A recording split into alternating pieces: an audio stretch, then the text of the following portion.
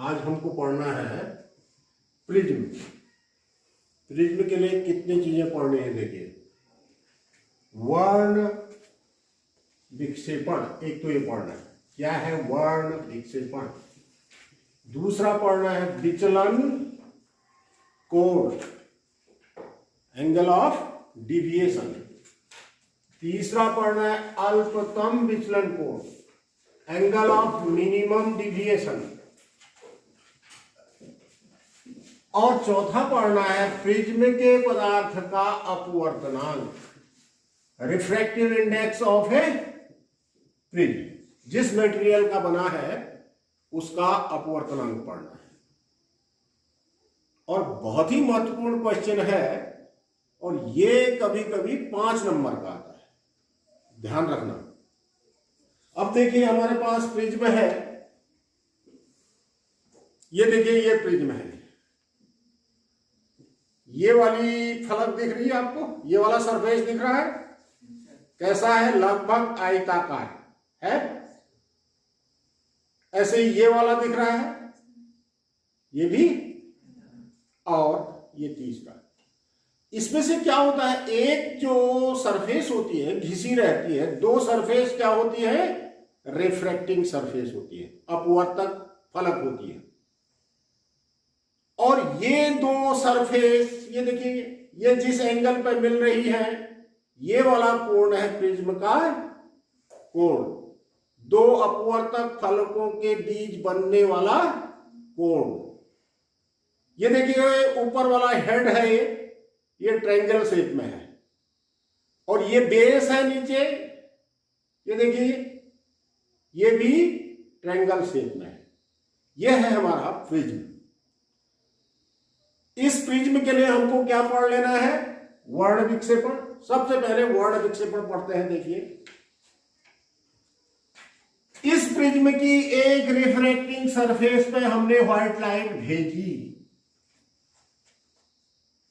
श्वेत प्रकाश की एक किरण इस रिफ्रैक्टिंग सरफेस पर पड़ी, सपोज इस पर पड़ी, ठीक है। ये डायरेक्शन ऑफ इंसिडेंट लाइट है, देखिए आपतित प्रकाश की दिशा है। जो ही इस सरफेस पर ये लाइट इंटर करेगी, इंटर करने के बाद ये व्हाइट लाइट 7 रंगों में विभाजित होने के साथ साथ रिफ्रैक्शन होगा। रिफ्रैक्शन होने के बाद क्या मिल रहा है, 7 कलर्स में ये ओवरलैप करते हुए दिखाई देता है दूसरी सरफेस से। एक सरफेस पर हमने व्हाइट लाइट भेजी, दूसरे सरफेस से 7 रंगों का प्रकाश ओवरलैप करते हुए दिखाई दिया। और किस क्रम में दिखाई दिया, VIBGYO।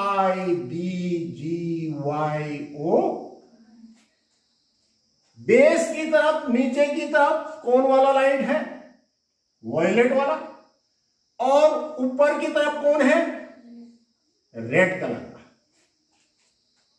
इसको कह देते हैं वर्ण विक्षेपण। क्लियर।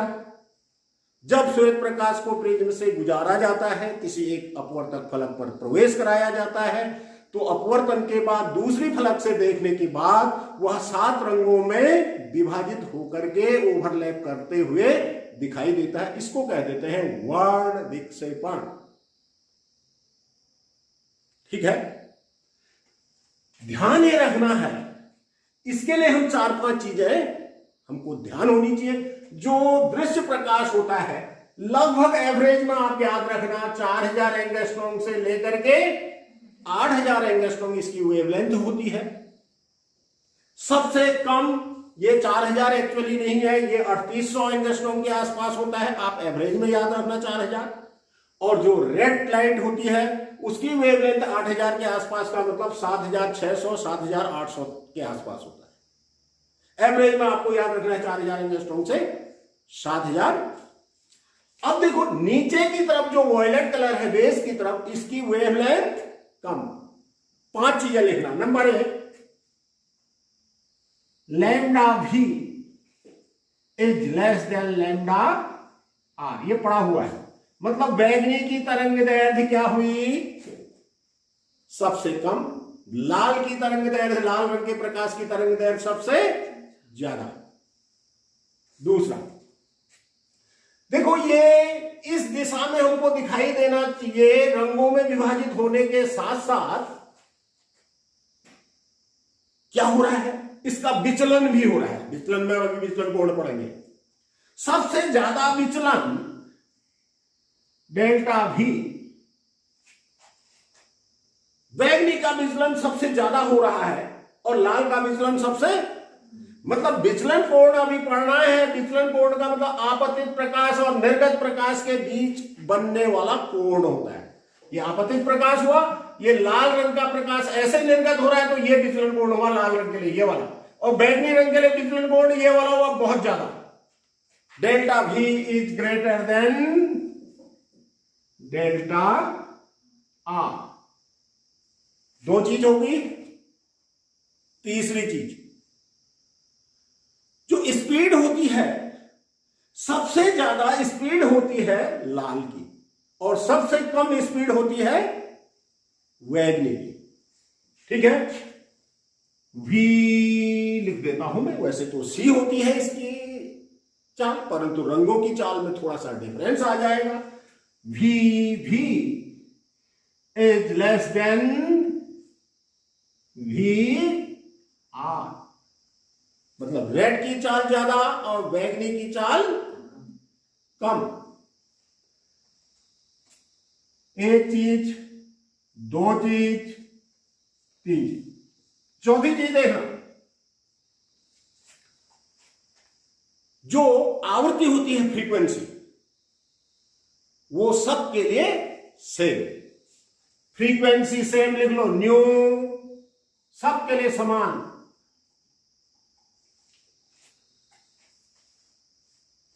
और पांचवी चीज ये लिख लीजिए,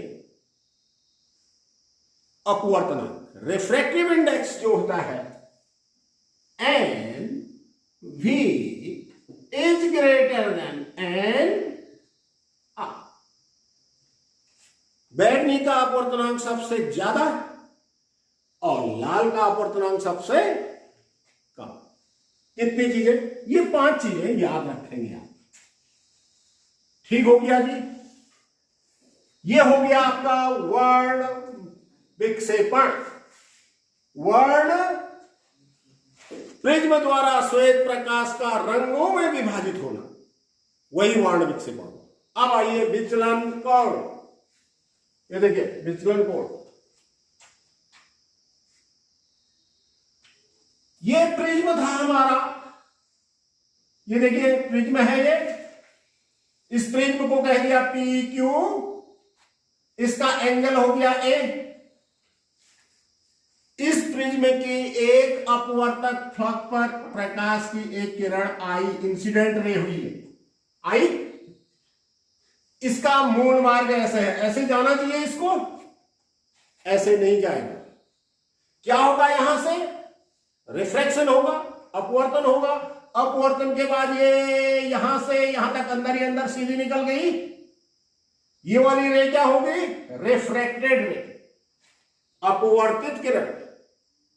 ये आपतित किरण, ये, और दूसरे फलक से फिर वायु में प्रवेश कर रही है, तो ये ऐसे निकल गई, ये इमर्ज्ड रे, निर्गत किरण।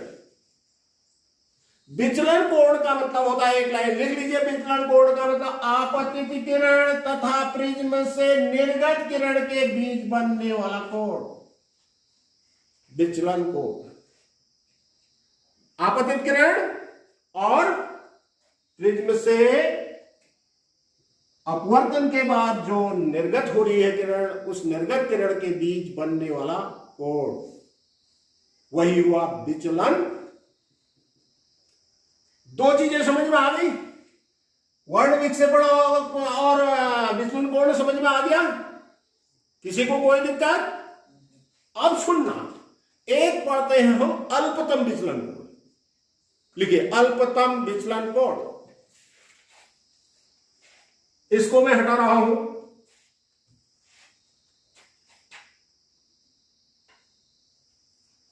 या इसको हटा देता हूं, देखिए इसको हटा दिया,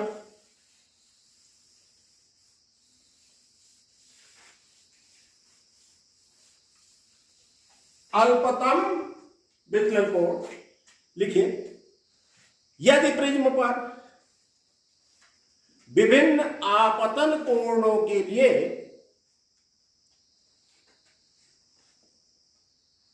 विचलन कोण ज्ञात किए जाएं तो किसी विशेष आपतन कोण पर विचलन कोण का मान न्यूनतम होता है। किसी विशेष आपतन कोण के लिए विचलन कोण का मान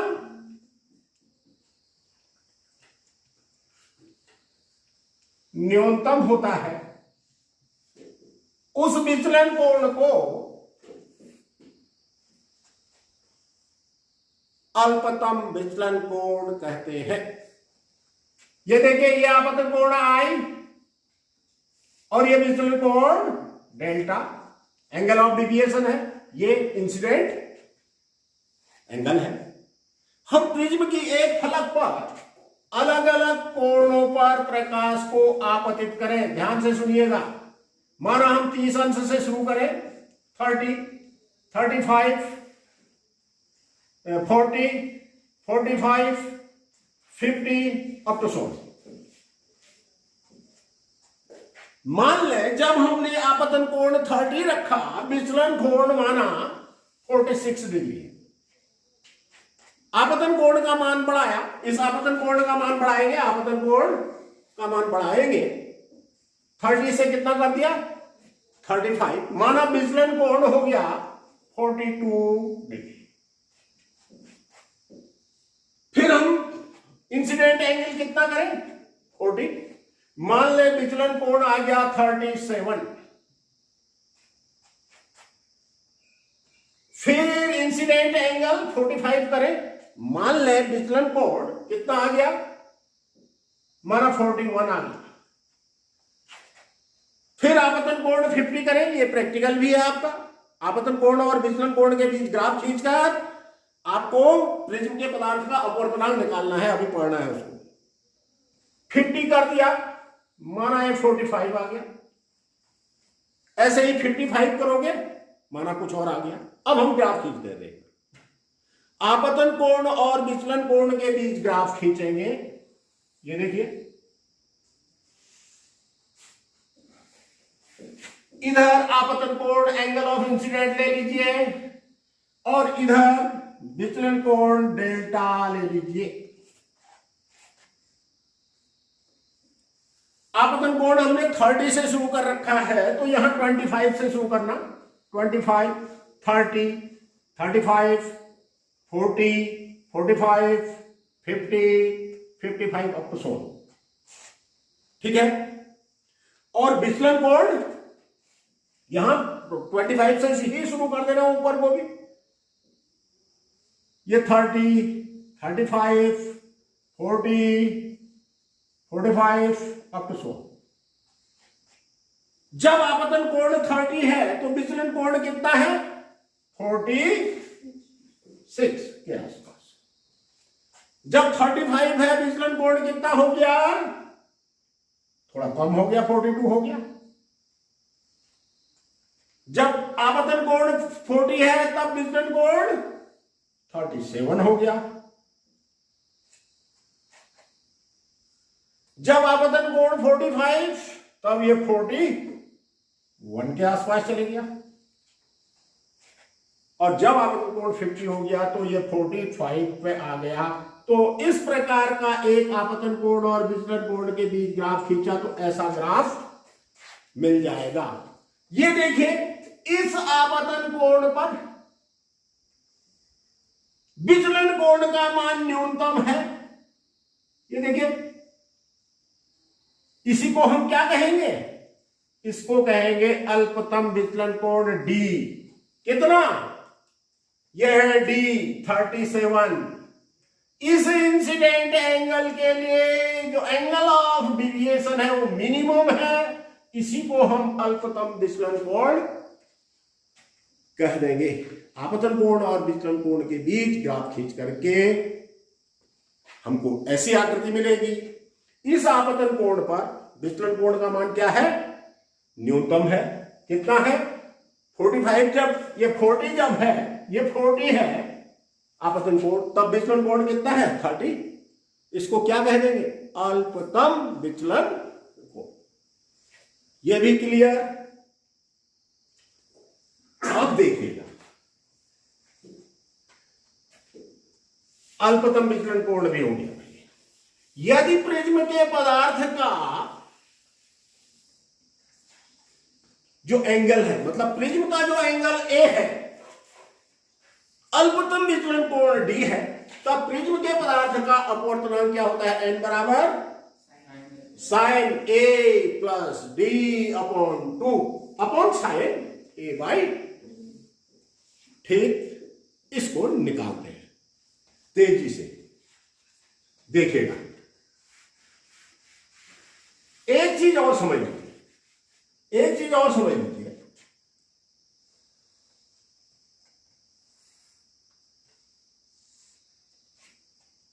ये प्रिज्म है, प्रिज्म का कोण ए है, इस पर हमने व्हाइट लाइट भेजी, ये आपतित प्रकाश की दिशा है। मैं केवल 2 कलर्स पर डिवाइड कर रहा हूं इसको। वॉयलेट और रेड के बीच में कितने कलर हैं? 7 नहीं 5, कुल 7 हुए ना। ये देखिए, रेड का डिविएशन कम और वॉयलेट का डिविएशन ज्यादा। ये रेड वाला है और ये क्या है? वॉयलेट। ठीक, ये वायु से इस प्रिज्म के अंदर इंटर करा, विरल से सघन में आया, अब फिर सघन से कहां जाएगा? विरल में। रेड तो ऐसे निकल गया और वॉयलेट ऐसे निकल गया। ये रेड हो गया और ये रेड के लिए विचलन कोण देखिए, ये रेड के लिए विचलन ये है, ये डेल्टा आर लिखा था आपने, डेल्टा आर। और ये वॉयलेट को पीछे बढ़ा दो, ये जो डिविएशन हुआ, ये बड़ा वाला एंगल, ये डेल्टा भी। डेल्टा भी is greater then delta R लिखा हुआ है कि नहीं? आ रही बात समझ में? इसके बीच में 5 कलर और हैं, तो एवरेज कलर वैसे तो येलो माना जाता है, परंतु आपकी बुक्स में ब्लू लिखा हुआ। एवरेज कलर क्या है? माध्य रंग क्या है? येलो। येलो के पास में ही ब्लू भी है। ठीक है, BIBGYOR ऐसा है ना, वैसे बीचों बीच ग्रीन आता है आने को। ठीक है, परंतु माध्य कलर हम क्या मानेंगे? येलो। ठीक है, अच्छा, अब हम प्रिज्म के पदार्थ का अपवर्तनांक निकाल लेते हैं। अच्छा, एक चीज, जब डायग्राम बना हुआ है तो एक चीज लिखिए, ये देखिए, इसको मैं हटा दे रहा हूं। कोणीय वर्ण विक्षेपण, कोणीय वर्ण विक्षेपण, एंगुलर डिस्पर्सन। ये देखिए, रेड वाली जो निर्गत किरण है, इसको पीछे को बढ़ा दीजिए और वॉयलेट वाली को भी पीछे को बढ़ा दीजिए। ये देखिए, ये एंगल यही थीटा है, इसी को कोणीय वर्ण विक्षेपण कहते हैं। लिखो, किन्हीं 2 रंगों के विचलन कोणों का अंतर, किन्हीं 2 रंगों के विचलन कोणों का अंतर कोणीय वर्ण विक्षेपण कहलाता है। इसको थीटा से दिखाएंगे। Theta is equal to delta V minus delta. ये डेल्टा भी में से डेल्टा आर को कम कर दोगे, जो बचेगा ये है थीटा, ये वाला है, ये देखिए, ये। अब लिख दीजिए प्रिज्म के पदार्थ का अपवर्तनांक। प्रिज्म के पदार्थ का अपवर्तनांक देखो डायग्राम बिल्कुल साफ साफ बनाना, इसी डायग्राम से सब कुछ निकालना है। लिखिए एक लाइन, माना प्रिज्म का अपवर्तनांक n मीन्स y के सापेक्ष अपवर्तनांक, तथा प्रिज्म का कोण a है। यह हमारा प्रिज्म हो गया भाई। प्रिज्म आपने देख लिया, यह प्रिज्म है, यह है एंगल A, यह रिफ्रैक्टिंग सरफेस है ये। अब थोड़ा ध्यान से देखना, प्रिज्म के एक फलक पर एक प्रकाश की किरण आई, ये क्या हुई? इंसिडेंट में। ठीक हो गया।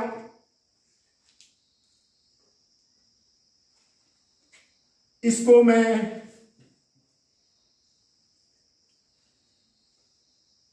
ए बी कह देता हूं। इस बिंदु बी पर आई, आपतित किरण हो गई। यहां पर क्या खींच गए? अभिलंब। इस सरफेस पर नॉर्मल ड्रॉ कर दो। ये नॉर्मल हो गया। क्या होगा? देखिए इसकी इंसिडेंट रे की डायरेक्शन ये है भाई, ये डायरेक्शन है ना, ये ऐसे नहीं जाएगा। क्या करेगा? इस बिंदु से, चूंकि वायु से इस प्रिज्म के अंदर प्रवेश करेगा, इंटर करेगा, रिफ्रैक्शन होगा। आपने पढ़ा हुआ है जब प्रकाश विरल से सघन में प्रवेश करता है तो अभिलंब की ओर, इसकी डायरेक्शन ऐसे थी, ऐसे में जाकर के ये अभिलंब की ओर झुकते हुए यहां से यहां तक सीधा चलेगा। चलिए इसको मैं पॉइंट सी कह देता हूं। इतनी भी बात समझ में आ गई?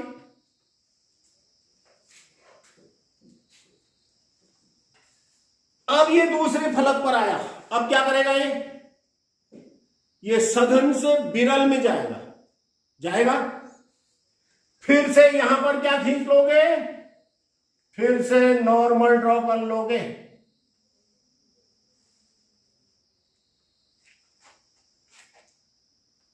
कर दिया?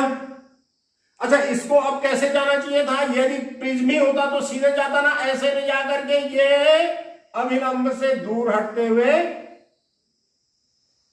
इसको मैं डी कह देता हूं। ए बी आपतित किरण, बी सी अपवर्तित किरण और सी डी निर्गत किरण। इतनी बात समझ में आ गई? विचलन कोण पढ़ा है आपने क्या? आपतित किरण और निर्गत किरण के बीच बनने वाला ये हुआ विचलन कोण।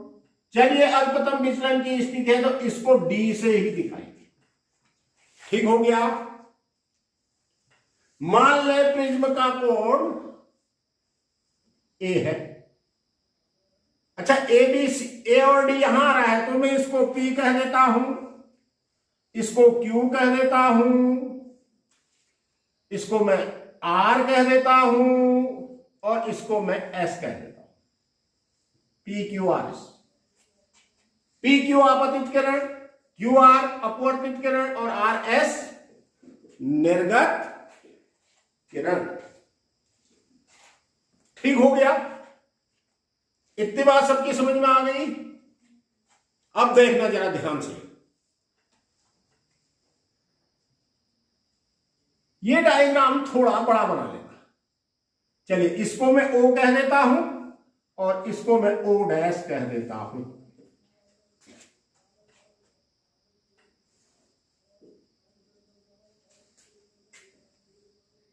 इसको मैं टी कह देता हूं, हेड इसके शीर्ष। ठीक हो गया? अब देखिए आपतित किरण और अभिलंब के बीच ये वाला कोण आई हो गया।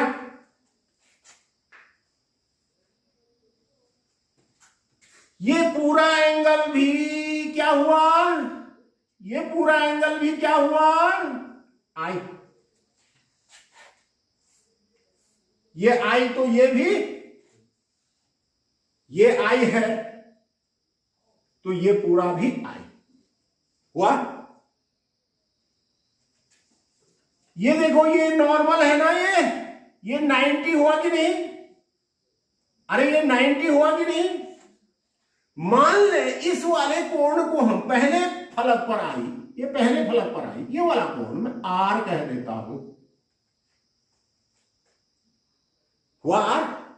अरे आपतित किरण और अविलंब के बीच आपतन कोण, अपवर्तित किरण और अविलंब के बीच अपवर्तन कोण हुआ कि नहीं। ये अल्पतम विचलन की स्थिति में सीधी जाएगी तो ये कोण भी आर।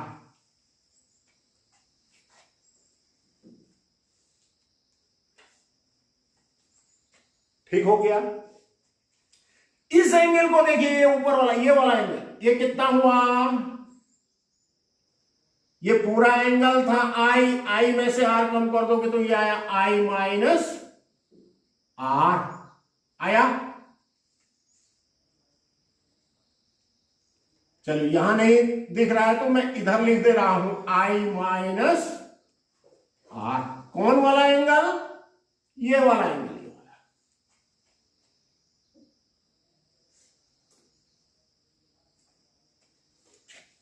ये एंगल आई माइनस आर है, ये आर है, ये भी आर है। अच्छा ये एंगल कितना हुआ ये देखें तो ये वाला, ये फिर से आई हुआ, इतना ही हुआ ये कितना हुआ, emerged angle is equal to i ही हुआ अल्पतम विचलन की स्थिति में हुआ। अब आइए यहां, ये एंगल आई, ये एंगल आर, तो ये एंगल भी कितना हुआ ये वाला, आई माइनस आर। डायग्राम आपका सही होना चाहिए, नहीं तो गलत निकल जाएगा।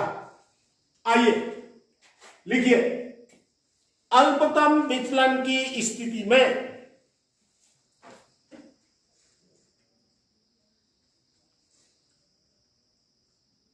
अल्पतम विचलन की स्थिति का मतलब विचलन कोण ये डी हुआ, डेल्टा बराबर डी लिख दिया हमने, ठीक है। आइए इस चित्र में छोड़ दीजिए, आ गया इस चित्र में त्रिभुज क्यू ओ आर, देखो त्रिभुज क्यू ओ आर, ये वाला ट्रायंगल लो, लिखा मैं को त्रिभुज क्यू ओ आर में क्या हो जाएगा, त्रिभुज के तीनों कोणों का योग 180 अंश होता है। कोण आर प्लस कोण ओ बराबर 180 अंश। Angle R plus angle R plus angle O is equal to 180 हो गया। तो आर आर कितना हो गया, 2r प्लस एंगल ओ को ऐसा ही रहने दीजिए, इज इक्वल टू 180। नंबर 1 कर दीजिए। आइए चतुर्भुज क्यू टी आर ओ, चतुर्भुज क्यू टी आर ओ में सुनना जरा ध्यान से, ये कोण कितना है 90, कोण क्यू प्लस कोण टी प्लस कोण आर प्लस कोण ओ इज इक्वल टू 360 होता है कि नहीं, अरे होता है कि नहीं। माना समझ में नहीं आ रहा तो ऐसा लिख लोगे, कोण क्यू प्लस कोण टी प्लस कोण आर प्लस कोण ओ इज इक्वल टू 360 हुआ कि नहीं? कोण क्यू कितना हुआ? ये वाला कोण कितना हुआ? 90 प्लस कोण टी कितना हुआ? ए, अरे प्रिज्म का कोण है वो, प्लस ये कोण, अरे ये अभिलंब है, ये फलक है, तो ये 90 नहीं हुआ? 90 इज इक्वल टू 360 हुआ कि नहीं? 90 प्लस 90 180 उधर जाएगा तो कोण ए इज इक्वल, अरे कोण ओ भी तो बच गया, प्लस कोण ओ प्लस कोण इज इक्वल टू 360 हुआ। तो कोण ए धन कोण ओ बराबर 180। नंबर सेकंड स्टेप कर दो, हो गया। यहां देखो 2r plus angle O is equal to 180 और यहां आ गया a प्लस कोण o is equal to 180। Right hand side same है ना, तो लेफ्ट भी सेम होंगी कि नहीं? लिखो फिर 1 व 2 से, 1 व 2 से आपके पास आ गया 2r plus angle O is equal to A plus angle O भी गया, तो A इज इक्वल टू कितना आ गया? 2r, या R इज इक्वल टू कितना आ गया? A बाई आया।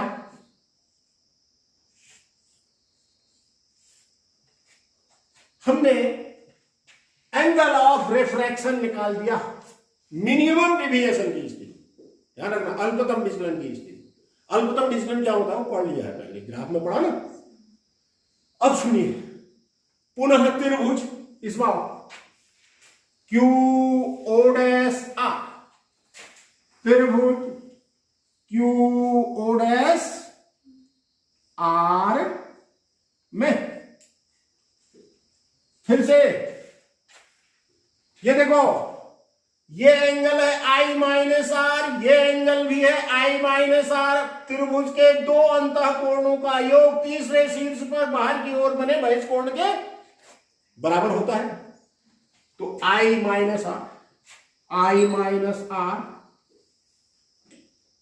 Plus i minus r is equal to d. हो गया भाई,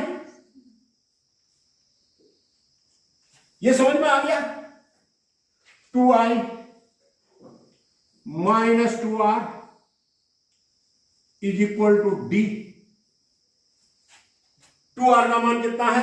a, तो 2i minus a is equal to d. हो गया। So 2i is equal to कितना? a plus d. अरे a उधर जाएगा तो a plus d, a plus d. So i is equal to a plus D upon, हमने i और r निकाल दिए हैं। स्नेल्स लॉ लगाओ, लिखो, स्नेल के नियम के अनुसार प्रिज्म के पदार्थ का अपवर्तनांक n बराबर n is equal to sine i upon sine r होता है। इस पहली रिफ्रैक्टिंग सरफेस पे लगा रहा है, सुन लो। जब प्रकाश वायु से प्रिज्म के अंदर प्रवेश कर रहा है तो वायु के सापेक्ष प्रिज्म का अपवर्तनांक हुआ ANG, एन का मतलब बराबर साइन i अपॉन, अपवर्तनांक जब भी निकालेंगे स्नेल्स लॉ ही लगेगा, ध्यान रखना है। तो n इज इक्वल टू, इसको हटा दो थोड़ा, n इज इक्वल टू क्या आ गया? साइन आई के बदले कितना है? a प्लस डी अपॉन ये आई होल एंगल है, पूरा एंगल है sine A plus D upon 2 upon sine R. Sine R के बदले है ए बाई प्रिज्म के पदार्थ का अपवर्तनांक आ गया। सुनो मेरी बात थोड़ा और ध्यान से। यदि हम इस सरफेस पे लगाते, दूसरे वाले सरफेस पे लगाते, जब प्रिज्म से वायु में जा रहा था तब क्या करते? प्रिज्म के सापेक्ष वायु का अपवर्तनांक निकालते, कांच के सापेक्ष वायु का निकालते, मतलब तब 1 अपन दूसरे सरफेस पे, केवल रफ देख लीजिए, प्रिज्म के सापेक्ष वायु का अपवर्तनांक 1/n हुआ। y के सापेक्ष प्रिज्म का n है तो प्रिज्म के सापेक्ष y का क्या कितना हुआ? 1/n हुआ उल्टा। अरे GNA बराबर 1/ng होता है ना, तो आ गया 1/n बराबर साइन I के बदले क्या लेते? r, sine r upon sine r के बदले क्या लेते? e means I, sine I। तब भी वैसा ही निकल जाएगा, या n बराबर फिर वही आ गया sine I upon sine r आ गया कि नहीं? फिर यही निकल जाएगा कि नहीं? इस क्वेश्चन को कंप्लीट कर लेना। ये डेरिवेशन आता है, सिद्ध कीजिए कि प्रिज्म का अपवर्तनांक n बराबर sine a plus D upon 2 upon sine a by 2 होता है, जहां a प्रिज्म का कोण है और d अल्पतम विचलन कोण है। ये अल्पतम विचलन की स्थिति में हमने निकाला हुआ है। एक चीज और ले लिखिए, पतले प्रिज्म के लिए, पतले प्रिज्म, थिन प्रिज्म ले, पतले प्रिज्म के लिए a क्वेश्चन होगा वह r, a वह d, अल्पतम विचलन। बहुत छोटे कोण होते हैं, a और d के मान बहुत छोटे होते हैं, अतः sine a plus D upon 2 is equal to आ जाएगा क्या? a प्लस डी अपॉन, और साइन a बाई 2 को क्या लिख दोगे? a बाई, अरे लिख दोगे, अरे साइन I बराबर I, साइन R बराबर R हो जाएगा ना, तब इसमें रखिए। तो so n is equal to a plus D upon 2 upon sine तो हट गया, a बाई हो गया। और आगे बढ़िए, और आगे बढ़िए, n is equal to a plus D upon a, 2 cut गया, n इंटू a बराबर a प्लस d। So d is equal to, deviation है, d is equal to n a minus a हो गया। और देखना, d is equal to a बाहर निकाल देना, n माइनस 1, इसको भी याद रख लेना। Angle of deviation is equal to a into n minus 1। Suppose हम रेड कलर ले, dr इज इक्वल टू क्या हो जाएगा? n r minus 1 into a। और बैगनी रंग लेंगे तो उसके लिए क्या होगा? dv is equal to N V minus 1 into, यदि ब्लू लेंगे तो dv is equal to N B minus 1 into, ऐसे ही येलो लेंगे तो dy इज इक्वल टू, ये भी ध्यान रखना क्वेश्चन होगा। आज के लिए इतना ही शेष।